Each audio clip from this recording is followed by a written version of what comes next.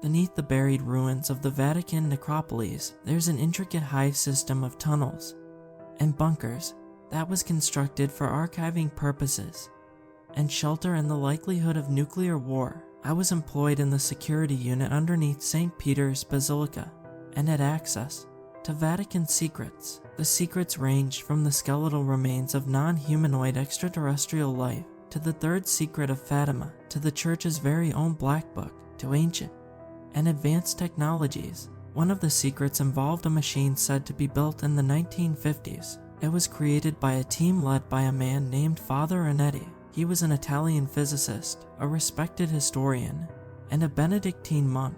With the help of 10 other scientists, Father Ernetti built the chronovisor with the ability to see into the past and potentially the future. Stories came out about how Ernetti and his team had used the machine and witnessed the last days of Christ, including the Last Supper and crucifixion, that they'd witnessed firsthand.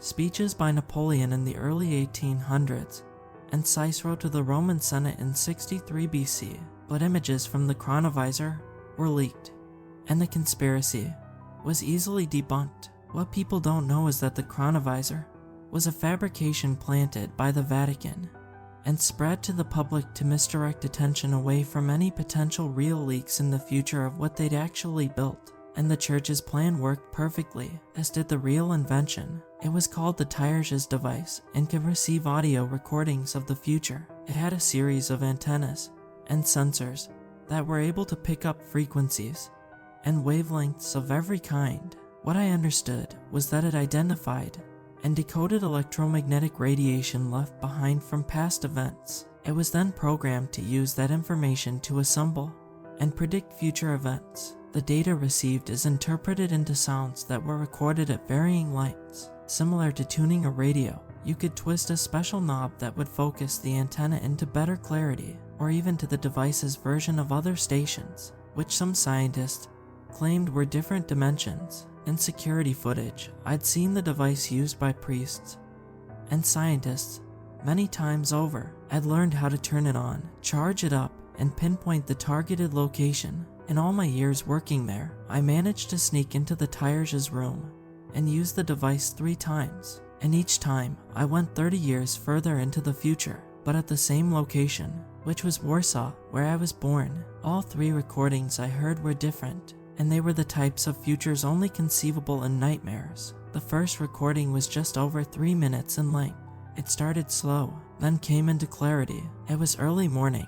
I could hear cars, buses, horns, factories, people. It was downtown Warsaw during morning rush hour. Thunder began to roll in. Then, a single tornado siren erupted in the city, followed by more and more. Sirens and alarms began to pierce out from the downtown core. There was confused yelling and shouting from people. In the distance, the deep hum and heavy rumble of gargantuan machines began to approach. A horrifying mechanical horn blared out. The confused yelling from people turned to screams of panic and horror. Explosions and gunfire were erupting from what sounded like fighter jets and aircrafts tearing across the sky towards the machines. A battle had commenced. It was chaotic, at least on the human side. Our attacks were uncoordinated and sporadic, and they weren't stopping the machines. The sounds of the machines approaching continued, 4-legged, one after the other. Bump, bump, never breaking pace, never slowing, never backward, not fast, but unstoppable. The battle against them raged. As the machines got to the city, an impossibly loud sonic boom erupted. I assumed it was an EMP because everything on the human side went quiet, except for the humans. They continued to yell and scream as the machines rolled over the city, destroying it completely. Then the screaming and yelling stopped, and there were only the machines. The machines continued on to the next city, their horrendous sounds getting quieter as they disappeared over mountains. It was the scariest thing I'd experienced in my life at that moment, hearing those large, mechanical horns blaring from miles away before they even got to the city. They weren't trying for a surprise attack. It didn't matter if they gave away their approach. You had all the time in the world to get up and leave before they got to your city. Eventually, you needed to stop, and they would catch up because they don't stop, and they definitely don't go back.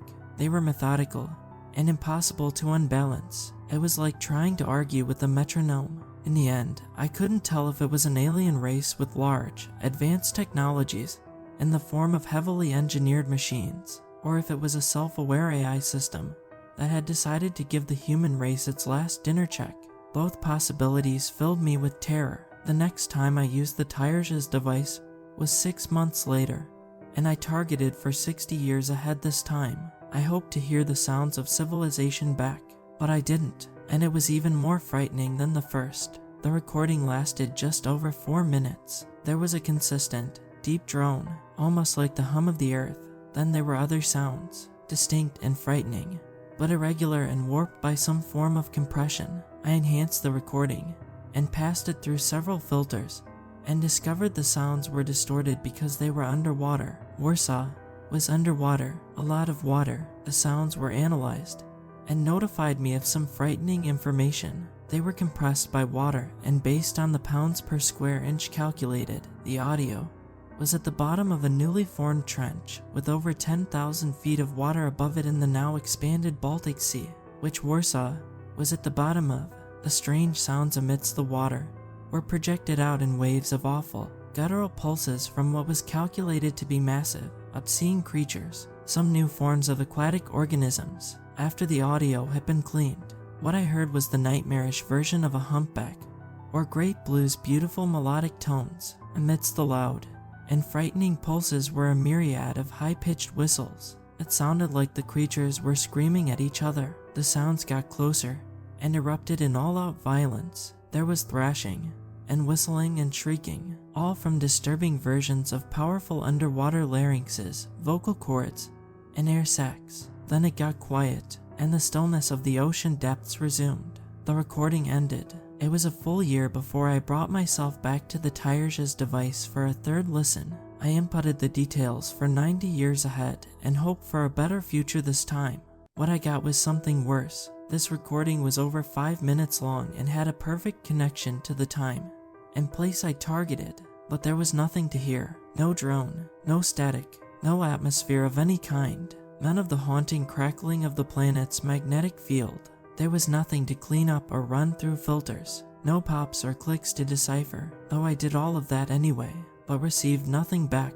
The recording carried something more frightening than the bottom of the ocean. It carried the empty sound of space, the vast, dark areas between stars, and planets filled with nothing. My filters couldn't detect the hum of stars or planets nearby. It appeared there was nothing at all. Everything was gone. It was a terrifying thought that there was a point in not only our future, but likely the entire universe, where it would all end. There would be nothing, not a void or an abyss, just nothing.